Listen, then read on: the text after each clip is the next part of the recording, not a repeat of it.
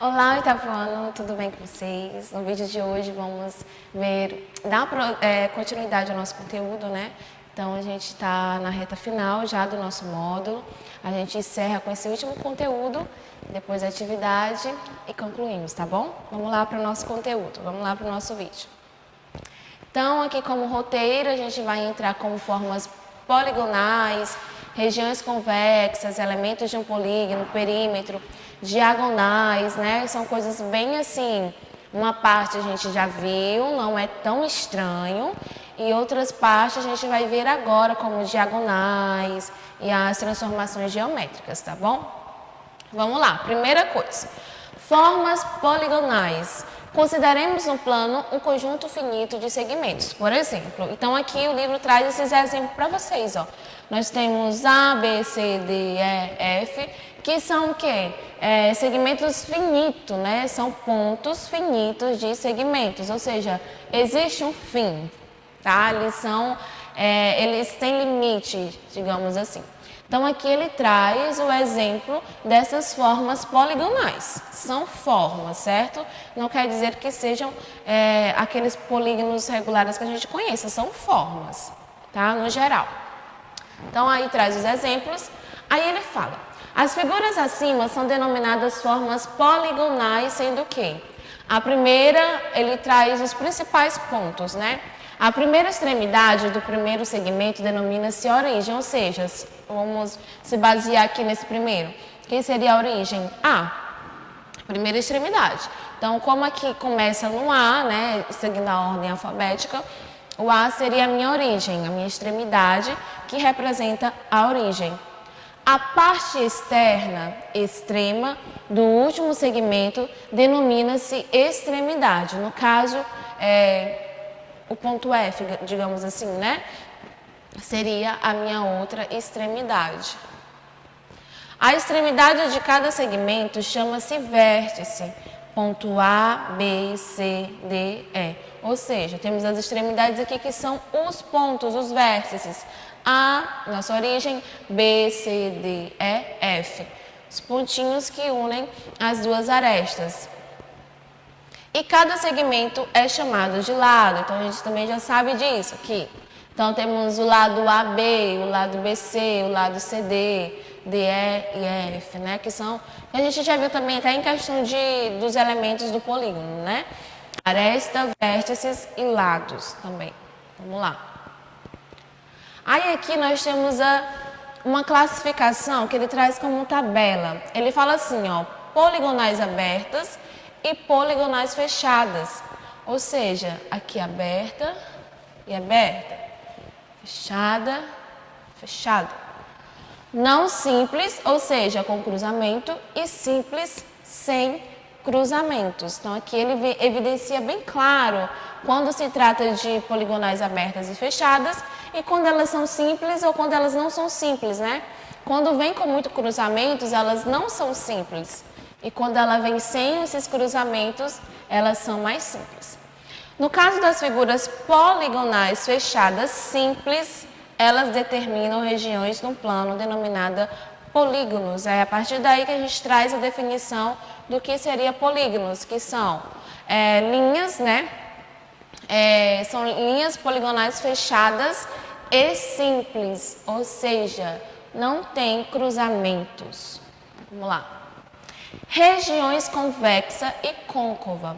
Na aula passada a gente chegou a ver esse tema aqui, né? Essas palavrinhas, que falam o seguinte: quando tomamos dois pontos quaisquer, MN, peguei dois pontos quaisquer, MN, da região interna, se o segmento MN estiver inteiramente contido nessa região, dizemos que ela é convexa, ou seja, vamos logo aqui, ó, região convexa.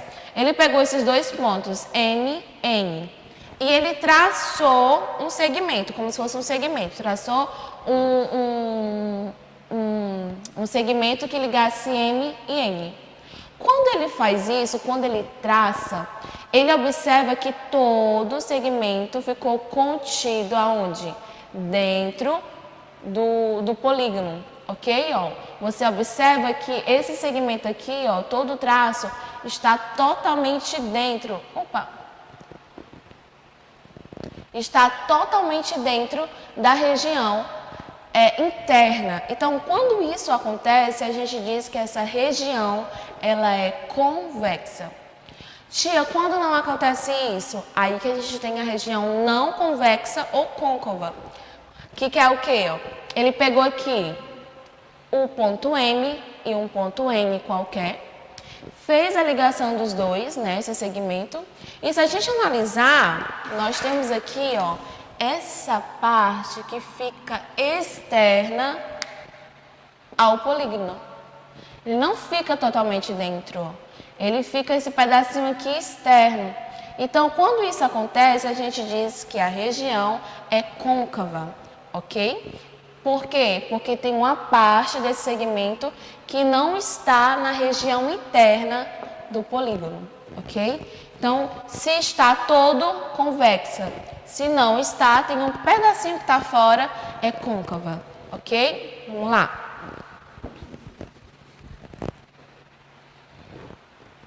Polígonos convexos. Um polígono é denominado convexo quando a sua região interna é convexa. Então, aqui ele traz esses exemplos, ó, foi o que a gente acabou de ver. Nós temos ABC, é um polígono convexo de 3 vértices e 3 lados.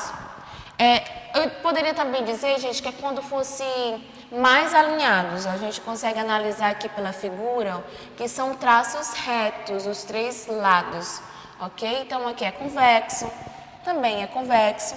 E esse terceiro exemplo aqui também é convexo. As figuras que estão azuis, elas são polígonos convexos. Já aqui, ó, essa partezinha laranjinha, elas não são. Se a gente analisar aqui, ó, elas não têm esse lado aqui, por exemplo, eles não são retos. É como se eles tivessem, não curvas, mas eles tivessem quebras que formam esses ângulos aqui, ó. Diferente desses segmentos que eles são retos, ó, são diretos, são objetivos. Aqui não, é como se existissem quebras, ok? Então aqui é côncavo e aqui também é um polígono côncavo, ok? Passando, elementos de um polígono, que é bem conhecido pra gente. Então, quais são os elementos do polígono? Nós temos o vértice, que são esses pontinhos aqui, ó, essas quinas, que unem duas arestas, ó. Tem essa aresta aqui e eu tenho essa aresta. Então, a união delas duas vai formar o meu vértice, que são esses pontinhos que ficam, ó. Então, o vértice são esses pontos. O lado, certo? Que a gente temos aqui, que é o segmento A até o B. Então, a união aqui, ó, dos dois pontos, a gente chama de lado. Temos aqui a união do ponto A com o ponto F, né? O vértice A e o vértice F. Então, aqui é outro lado, temos mais um lado aqui. Então, esses pontinhos são os vértices e essa união desses dois pontos a gente chama de lado. Próximo elemento do polígono são os ângulos internos que são formados, ó. Os ângulos internos. E o último aqui nós temos os ângulos externos.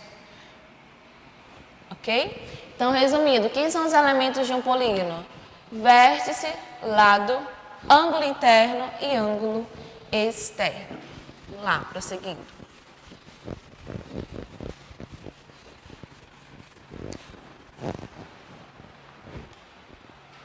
Os polígonos convexos recebem seus nomes de acordo com o número de lados que foram postos aqui na tabela, né? De acordo com o número de lado, a gente classifica e dá um nome desses polígonos. Então, aqui é uma tabela bem conhecida, que eu trouxe mesmo só para a gente fixar melhor. Quando tem 3 lados, triângulo. Quando tem 6 lados, um hexágono. Quando tem 5 lados, pentágono. Tia, quando esse polígono tem 9 lados, como nós chamamos eles? De eneágono. Né? Se ele tem 20 lados, icosságono. Então, tem essa tabelinha que a gente classifica o polígono de acordo com a quantidade de lados. Ok? Então, aqui só para a gente fixar mais essa parte dos nomes, né? Que é muito importante e é muito utilizado, certo? E geralmente nós conhecemos esses aqui, ó, os primeiros, que é o triângulo, quadrilátero, pentágono, hexágono. E o heptágono e o octágono também é bastante conhecido, tá bom? Geralmente temos dificuldades, né, os alunos, quando a gente pergunta com 20 lados, qual é o nome, com 9 lados, né? Mas é uma tabela bem prática, bem simples de aprender, tá bom? Então, aqui a gente começa já com o perímetro de polígonos, né? O que é perímetro, né? Primeiro eu preciso saber o que é perímetro. Tenho que saber o conceito de perímetro. Então, perímetro é muito simples. Perímetro é a soma dos lados. Então, eu tenho um polígono com a quantidade de lados. Então, cada lado vai ter uma medida, geralmente em centímetros. Então, se eu quero saber o perímetro, eu vou pegar cada medida do lado e vou somar para saber o valor total. Então, aqui eu trouxe um exemplo para a gente praticar. Nós temos aqui esse polígono, ok? Nós temos 1, 2, 3, 4 lados, então é um quadrilátero. No caso, cada lado vai ter a sua medida correspondente. Esse lado, 3,5, esse mede 3 centímetros, esse 4,5 e esse 5,5. Então, se eu quero saber a soma, né, o perímetro desse polígono, então eu vou somar todos os lados. Então, eu fiz aqui a soma, ó. 3,5 mais 3, mais 4,5 mais 5,5. Então, eu vou somar. Quando eu faço a soma total, eu tenho 5,5 mais 4,5, 10. 10 mais 3, 13. 13 mais 3,5, 16,5. Então, qual é o meu perímetro? 16,5 centímetros. Ok? Bem simples, né, gente? Perímetro é bem legal. Vamos lá. Diagonais do polígono, dos polígonos, né? Então, atenção, porque a gente vai ter que usar uma fórmula, e é uma fórmula simples, ok? Que fala o seguinte: o segmento que liga dois vértices não consecutivos. Ou seja, nós temos aqui, ó, vou colocar aqui um exemplo clássico. Temos aqui, certo? Eu tenho o vértice A, B, C e D. Consecutivos, ó, A é consecutivo de B, B é consecutivo de C, C de D e D de A, são consecutivos. Quando são consecutivos, esses segmentos a gente dá um nome de lado. Agora, quando eles não são consecutivos, como assim, tia? Se eu quisesse ligar A até C, eles não são consecutivos, ó. Então, quando eu faço essa ligação, esse segmento, a gente chama ele de diagonal do polígono, porque eu liguei dois vértices que não são consecutivos. Teria outro exemplo, tia? Sim, ó, se eu ligasse de B até D, o vértice D. Então, nesse caso, nós temos quantas diagonais? Duas. É fácil, né, da gente poder compreender que aqui tem duas diagonais. Só que existe polígonos que tem muito mais lado, aqui tem 4 lados só. E que fica complicado da gente traçar de uma por uma. Por isso que foi denominada essa fórmula. Qual é a fórmula da diagonal? N vezes N menos 3 dividido por 2. Então, você observa aqui que esse N menos 3, ele está dentro do parênteses. Então, eu vou sempre dar prioridade para resolver ele primeiro, antes de multiplicar aqui, ó, de fazer essa multiplicação. Ok, tia, essa é a fórmula da diagonal, N vezes N menos 3 dividido por 2, mas eu gostaria de saber quem é esse N. Esse N vai ser o valor do lado. Como? Se eu falasse assim, quantas diagonais tem o pentágono? Aí você vai pensar. O pentágono tem 5 lados. Então, esse N aqui, ó, eu vou substituir por quem? Por 5. Quantas diagonais tem o icosságono? Icosságono tem 20 lados, então o meu n será igual a 20. Às vezes a questão vai trazer um nome do polígono, mas às vezes ela vai ser mais direta. Calcule a quantidade de diagonais que tem um polígono com 11 lados. Então já sabe que o meu n vai valer 11, certo? Aí eu separei aqui um exemplo pra gente, ó. Quantas diagonais tem um pentágono? O pentágono tem 5 lados, então isso quer dizer que n será igual a quanto? 5. Então, repetir aqui a minha fórmula, ó. N vezes n menos 3 dividido por 2.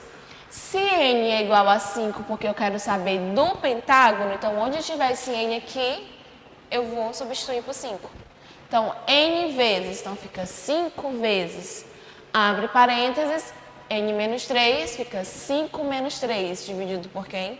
Por 2. Lembra que a gente resolve primeiro parênteses, repetiu 5, agora eu resolvo, ó, 5 menos 3, 2, dividido por 2. Resolve 5 vezes 2, 10, e 10 dividido por 2 igual a 5. Então, tem quantas diagonais? 5. Tia, eu posso cancelar logo esse 2 com esse 2 aqui e já resta logo 5 como resposta? Pode. Você escolhe a maneira mais confortável que você tem para calcular, tá bom? Eu fiz dessa forma porque tem gente que não gosta, assim, prefere multiplicar para depois dividir. Mas se você tem propriedade para usar todas as propriedades da matemática, fiquem à vontade. Então, peguei o pentágono que é 5, apliquei na fórmula das diagonais e encontrei o resultado que é igual a 5. Então, é bem tranquilo, gente, para a gente encontrar as diagonais de um polígono, ok? E para finalizar com o nosso último assunto, que é as transformações geométricas, certo? Então, essas transformações geométricas, elas se baseiam em 3. Translação, reflexão e rotação. Quando é que ocorre a translação? Obtemos uma figura igual à original em outra região do plano. O que é que acontece na translação? Nós temos aqui a figura. Essa figura, ela se transforma em outra figura original, só que ela está em um outro plano. Ela estava nesse, veio para cá, para esse, em outro plano. Reflexão. Gera uma figura semelhante à original, mas invertido em relação a um eixo de reflexo. Ou seja, reflexão. Tem a figura original, mas aqui existe um eixo, ó. Então, é como se ela criasse uma nova figura com as mesmas propriedades, só que num eixo de reflexo, ok? Translação, reflexão e, por fim, a rotação. Obteremos uma figura com a mesma dimensão da original, rotacionada em um ângulo em relação. No caso, aqui como exemplo, essa é a figura de rotação 90 graus, ok? Então, basicamente, são as 3. Translação, reflexão e rotação, tá bom? Então, a gente encerra o nosso vídeo por aqui, né? Os conteúdos que deveriam ser explorados já foram aqui nessa aula. Se ficar alguma dúvida, temos nossa aula online, temos nossos grupos. E tenham uma ótima semana de estudo. Beijos para vocês.